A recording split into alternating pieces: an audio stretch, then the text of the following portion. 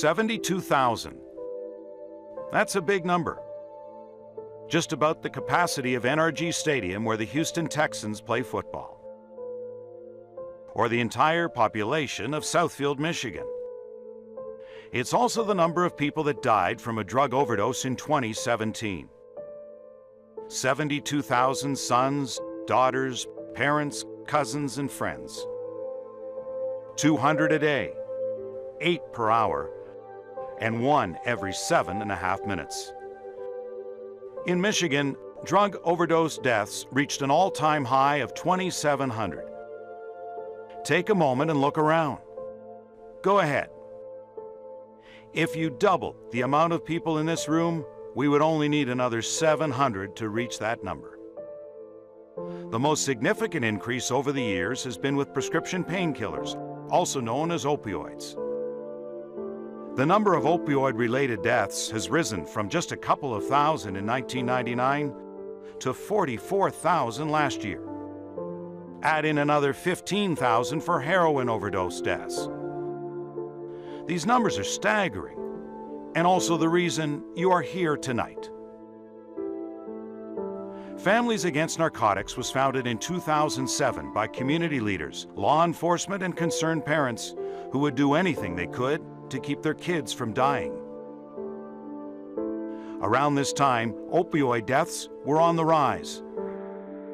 Around 7,000 in 2007. Typically, prescription painkillers like Oxycontin and Vicodin. In 2010, when those addicted could no longer afford illegally bought painkillers, they turned to heroin. Then in 2014, when we thought things couldn't get any worse, fentanyl, 50 times stronger than heroin, began to make an appearance, laced in heroin and other drugs, a 700% increase in just 3 years. Since 2007, FAN has grown from that small group of people to having 21 chapters statewide, also now in Madison County, North Carolina. The first FAN meeting in 2007 drew 30 people. Since then, monthly FAN forums across all chapters has exceeded 10,000. They continue to provide support for families who are affected by the addiction or loss of a loved one. A major initiative of FAN is to re-educate the medical and dental community, presenting to more than 12,000 doctors, dentists, and medical professionals to impress on them the dangers of prescription painkillers. Education is real stories and real people. Young people in recovery have told their stories to more than 1 million students during the past 11 years at the middle and high school levels. Families Against Narcotics' biggest initiative to date is the Hope Not Handcuffs program, launched in February of 2017. Hope Not Handcuffs currently operates within 69 police agencies and 3 hospitals. The program now runs in 8 Michigan counties with 620 volunteer angels.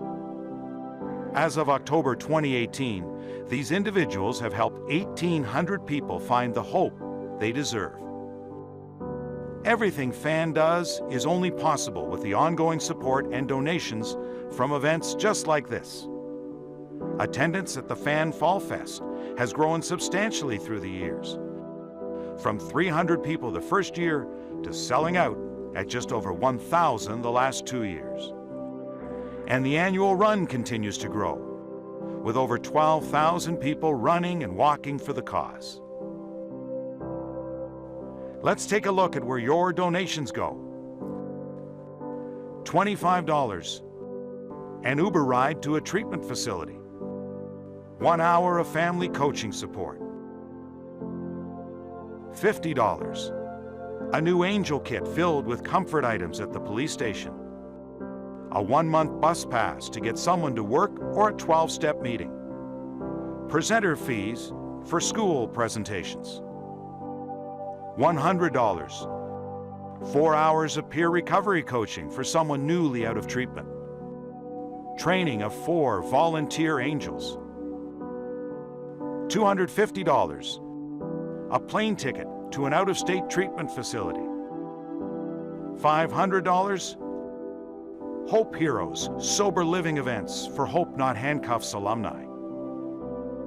$1,000 for scholarships for 2 weeks at a sober living house. $1,500 startup cost of a fan chapter, which will provide resources to a new community. $2,500 printing of 10,000 brochures and education materials. $5,000 creation of new videos for social media, TV, school athletic programs, and waiting rooms. Total video views are in the millions. $10,000 billboards throughout 8 counties to promote Hope Not Handcuffs. FAN has made tremendous strides the past 11 years. New chapters are forming, and soon a much-needed chapter will launch covering Ann Arbor and the surrounding areas.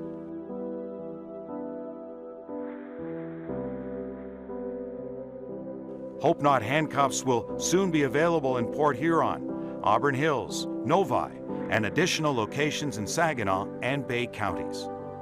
With your help, FAN will continue to educate, reduce the stigma, and most of all, help families that are struggling with the addiction or loss of a loved one.